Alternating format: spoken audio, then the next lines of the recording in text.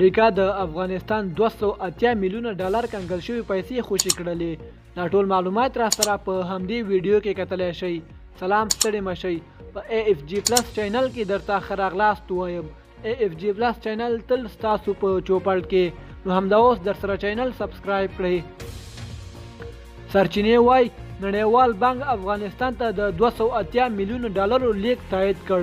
نړیوال بانک د افغانستان له خراب او کمزوري اقتصاد سره د مرستې په هدف هغه د هیواد ته د 280 میلیونو ډالرو کنګل شوي پیسو لیږد سره موافقه کړې ده. له موضوع څخه دو باخبره سرچینو ریټرز خبري اژانس ته ویلي دي چې د نړیوال بانک بورډ د چهارشنبې په ورځ د دسمبر په اوله دوه مرستو رسونکو بنسټونو ته د دغو پیسو د انتقال ملاتړ کړی دی.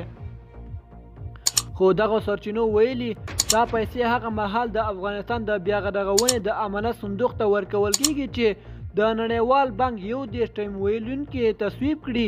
اوس مهال نړیوال بانک د افغانستان د بیارغونې د امانت صندوق د مدیري په غاړه لري او د پیسو د تصویب په صورت کې به دغه 280 میلیونه ډالر د ملګرو ملتونو د خوړو پروګرام د WFP او د ماشومانو ملاتړ صندوق یونیسف ته ورکړل شي.